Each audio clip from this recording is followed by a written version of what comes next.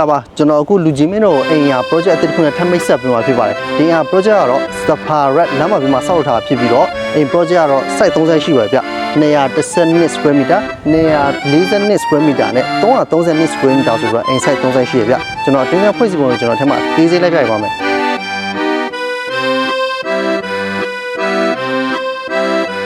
ကျွန်တော်အခုပြပြီးမှာတော့212 square meter ပဲဖြစ်ပါတယ်သူကအိတ်ခန်း၄ခန်းရွှေခန်း၄ခန်းပါပါတယ်ဗျ